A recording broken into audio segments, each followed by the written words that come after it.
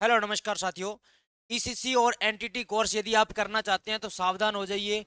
क्या बातें आपको ध्यान में रखनी है, उन सभी बातों पर अपनी चर्चा करेंगे कि आपको किन किन बातों का ध्यान में रखना है। यदि आपने ईसीसी कोर्स के अंदर कर लिया है या करने वाले हैं, या एनटीटी कोर्स कर लिया है या करने वाले हैं, तो आपको ये सारी बातें ध्यान में होना चाहिए। उसके बाद ही आप इस कोर्स को करें भाई, है ना।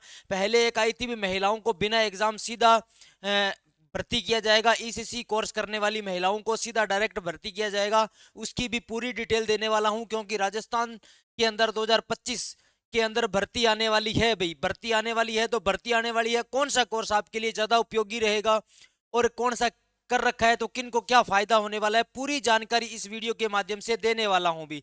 देखिए साथियों, ईसीसी कोर्स और एनटीटी कोर्स, कौन सा कोर्स आपके लिए सही रहेगा, महिला और पुरुष कौन कौन सा कोर्स कर सकते हैं, किन को, महिलाओं के लिए कौन सा सही रहेगा, पुरुषों के लिए कौन सा सही रहेगा। और 2025 भर्तियों का महाकुंभ है, बम्पर भर्तियां निकलने वाली है, तो आप इस कोर्स को करने से पहले या कर रखा है तो ये जानकारी यदि आपके पास नहीं है तो आप बहुत कुछ मिस कर रहे हैं अभी, है ना। तो चलिए साथियों, पहले अपन बात कर लेते हैं अभी। जो नई शिक्षा नीति है, नई शिक्षा नीति की यदि अपन बात करें तो राष्ट्रीय शिक्षा नीति 2020 में जो लिखा हुआ है, क्या लिखा हुआ है, चलिए साथियों अपन बात करते हैं अभी। देखिए यहाँ पर आपको प्रारंभिक बाल्य अवस्था, प्रारंभिक बाल्य अवस्था की देखभाल और शिक्षा सीखने की नींव, शिक्षा सीखने की नींव कितने नंबर पर है, 11 नंबर पृष्ठ पर यह बताया गया है कि जो प्रारंभिक बाल्य अवस्था है उसमें शिक्षा किस प्रकार दी जाएगी और उनको कौन टीचिंग करवा सकता है भी, इसकी जानकारी यहाँ पर दी गई है। तो चलिए अपने इससे 11 नंबर पेज पर चलते हैं भाई, ठीक है। ये जो आपको पीडीएफ है हमारे टेलीग्राम चैनल पर देखने को मिल जाएगी, वहां से जाकर आप इस पीडीएफ को देख सकते हैं भाई, ठीक है।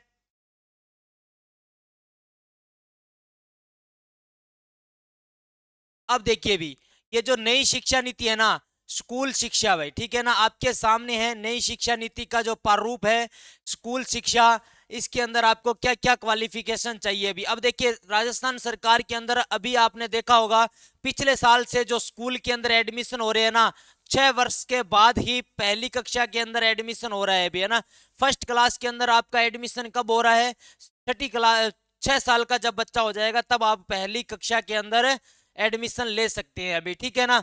अब देखिए यहां पर, ये देखिए अभी 3 साल से लेकर 6 साल का बच्चा जो है ये शिक्षा ग्रहण करेगा अभी, ठीक है ना। पहले उनको क्या है, आंगनबाड़ी के अंदर, देखिए अभी पहले उनको आंगनबाड़ी और प्री स्कूल के अंदर सिखाया जाएगा, और बाल वाटिका के अंदर भी, बाल वाटिका की भर्तियां निकलती रहती है। आंगनबाड़ी के अंदर कौन अप्लाई कर सकता है, और जो ये बाल वाटिका या प्री स्कूल है इसमें कौन आवेदन कर सकता है, इसकी भी मैं डिटेल आपको बताने वाला हूं भी, ठीक है।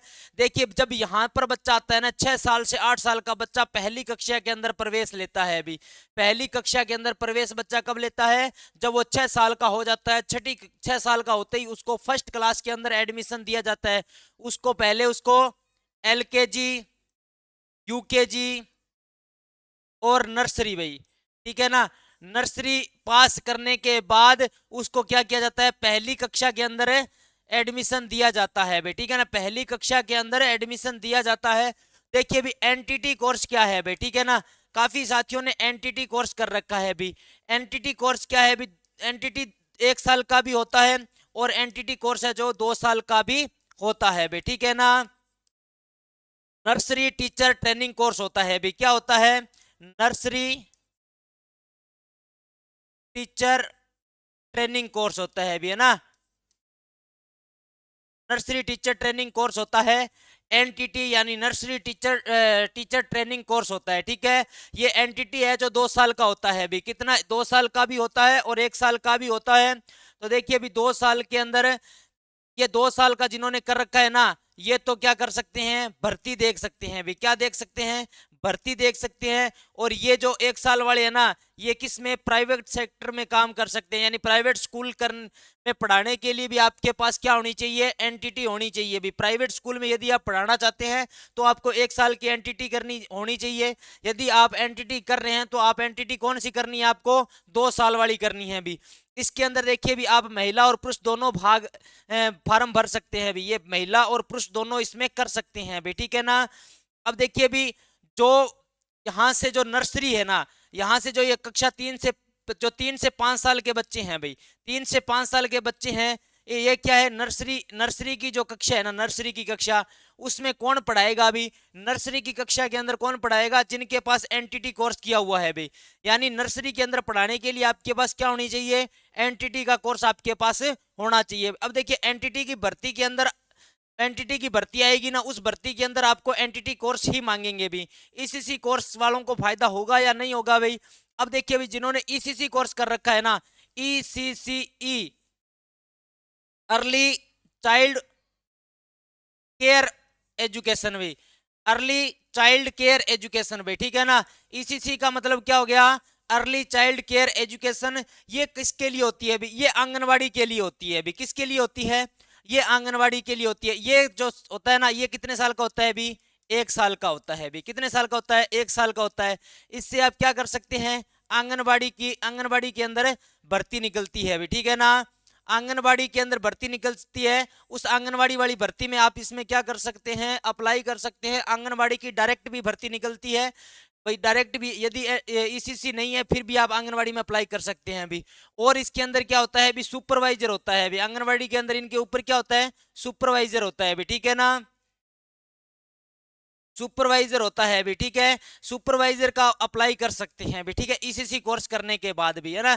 अब देखिए अभी तक इसका जो एनटीटी की जो भर्ती आने वाली है उसका अभी नोटिफिकेशन नहीं आया है, अभी ऑफिशियल नोटिफिकेशन नहीं आया है।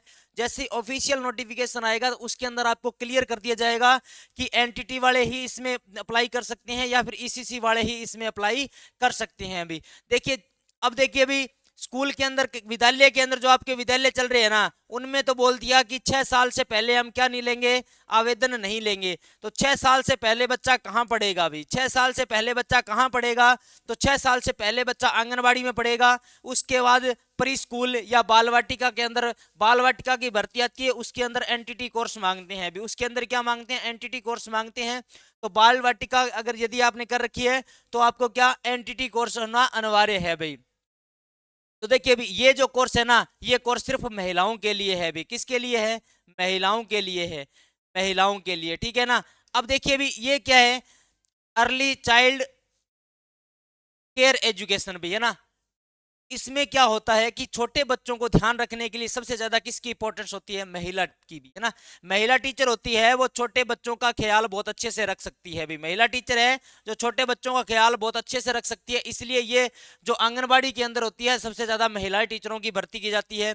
एनटीटी के अंदर, अब देखिए आंगनबाड़ी के अंदर उनको महिला टीचर पढ़ा दिया, उसके बाद उनको क्या, ऊपर वाली क्लास में, यानी इस स्टेज पर आते हैं, वो इस स्टेज में आते हैं। अभी इस स्टेज में आने के लिए जब वो आंगनबाड़ी से, यानी एलकेजी से, यूकेजी से नर्सरी में आते हैं ना, जब नर्सरी के अंदर आते हैं तो वहां पर कौन सा कोर्स लागू हो जाता है, एनटीटी भाई।